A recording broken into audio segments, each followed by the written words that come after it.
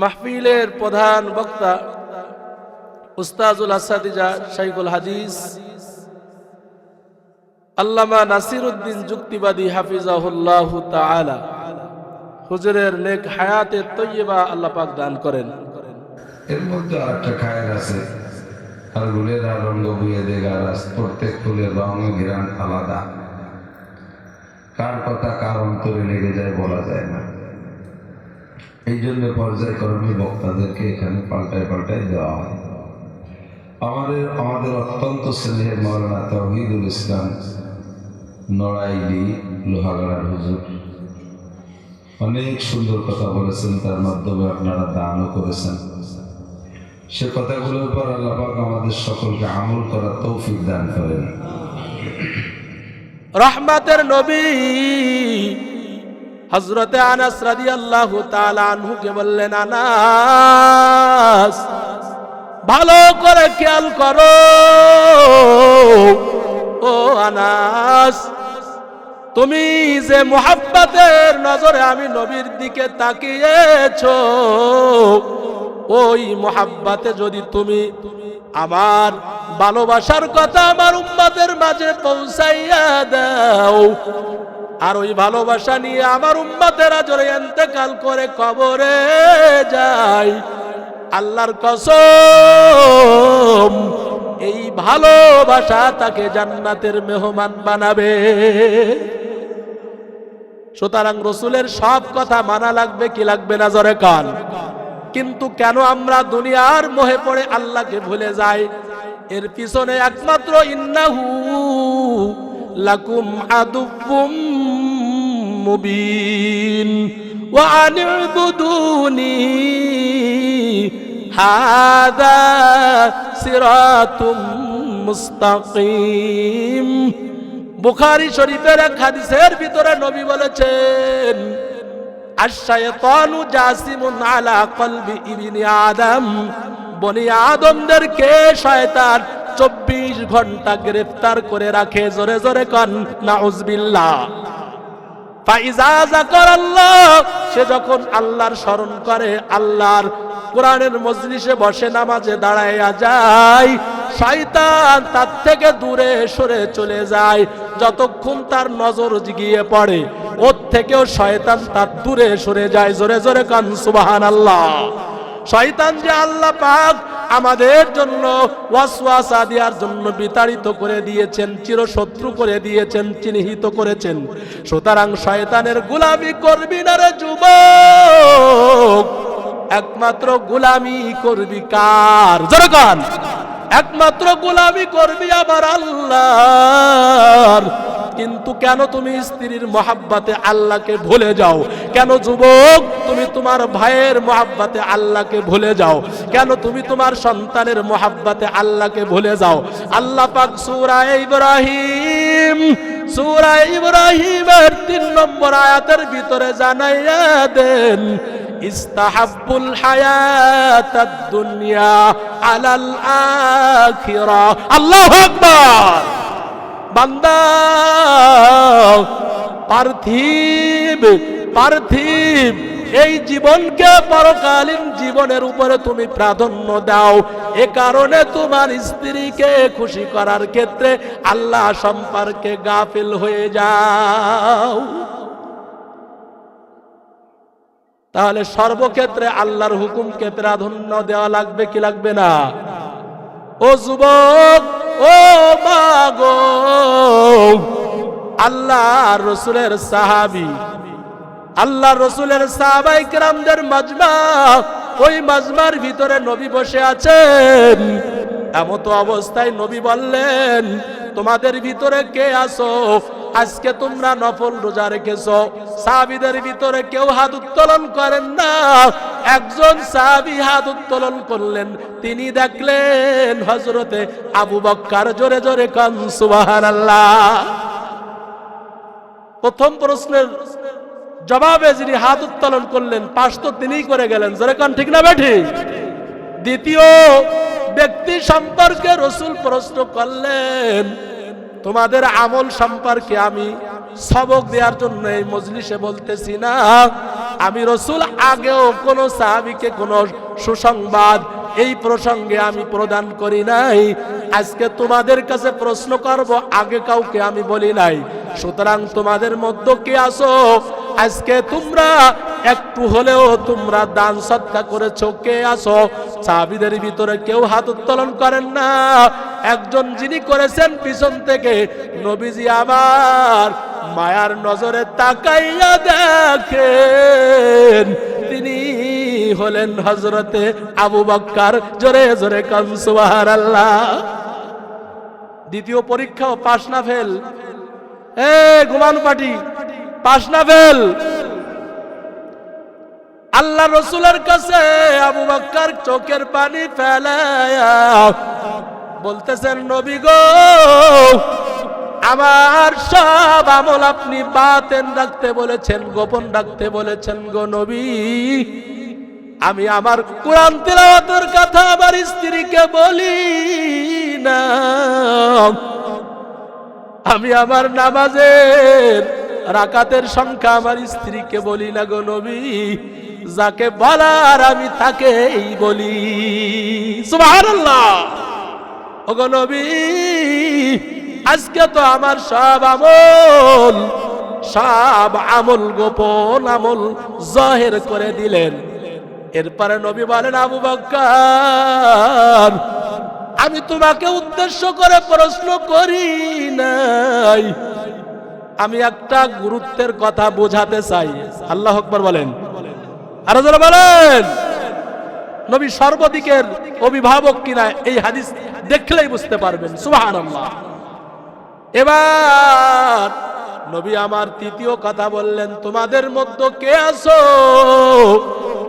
আজকে মৃত্যু ব্যক্তির জানাজার নামাজ পড়ে লাশের পিছনে হেঁটেছো?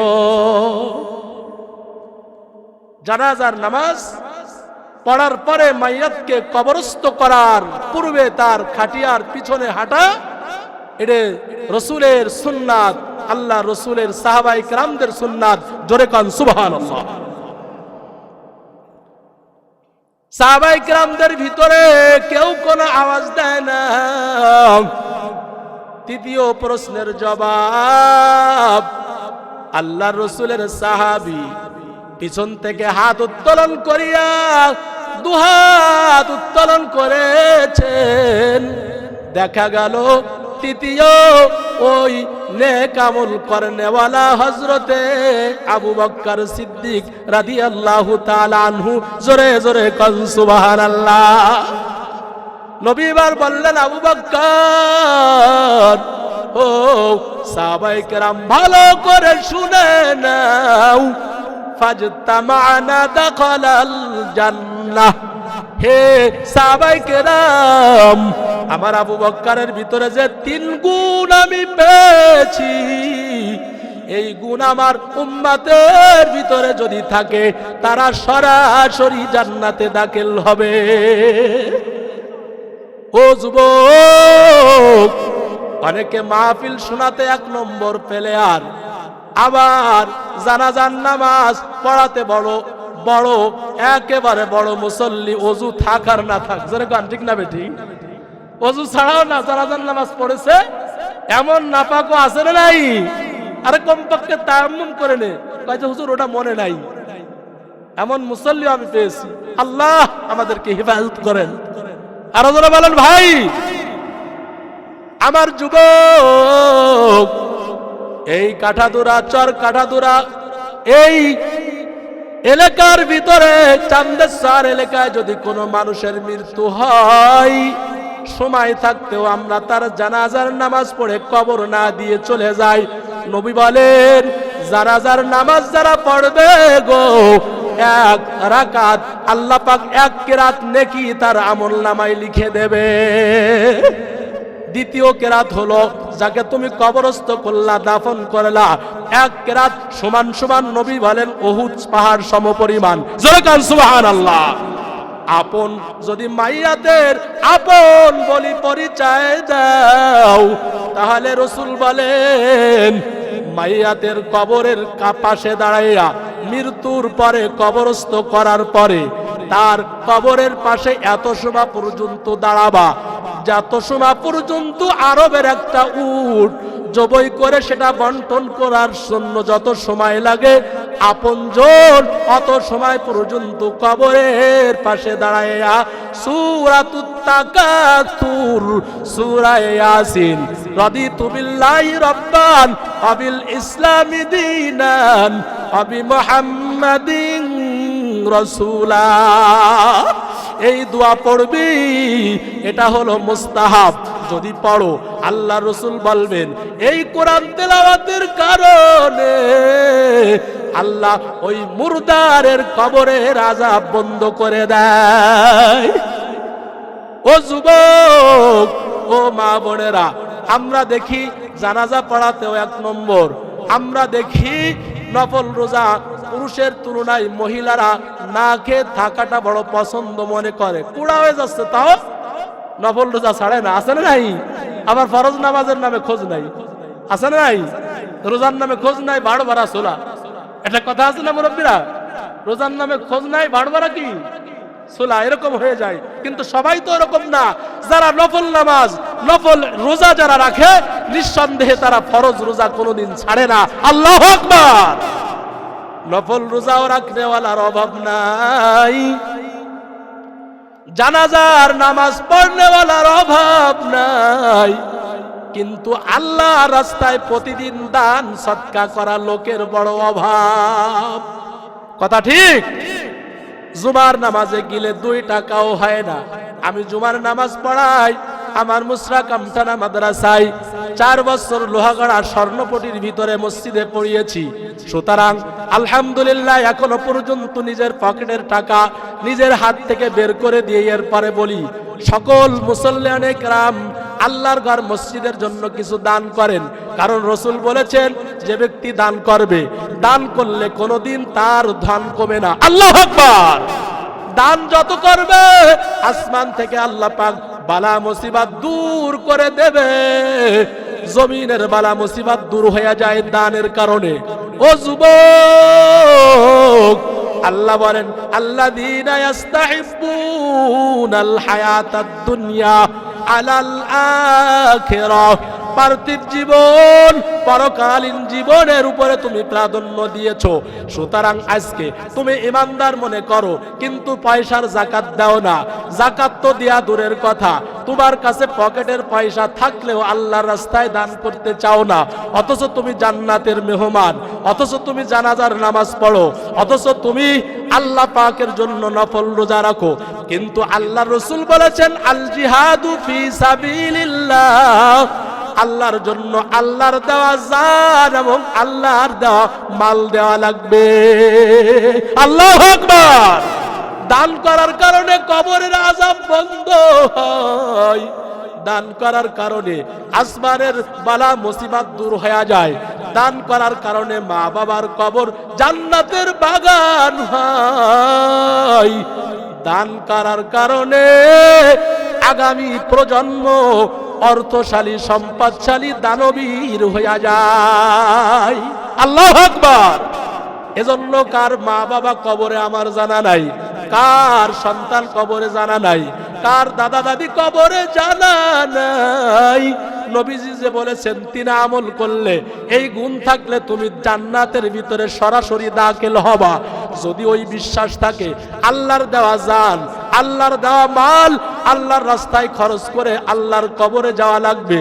দান করলে দুনিয়া থেকে মুসিবত সরে যায়, দোয়া কবুল হয়, মাল হালাল হয়ে যায়। দান করলে চেহারার ভিতরে নূর, আল্লাহওয়ালাদের দোয়া তার উপরে পতিত হয়। এজন্য কার মা বাবা কবরে জানা নাই, আল্লাহর রাস্তে আল্লাহর দেওয়া জান দিয়ে মাহফিলে এসেছেন, আলহামদুলিল্লাহ। জোরে কান আলহামদুলিল্লাহ।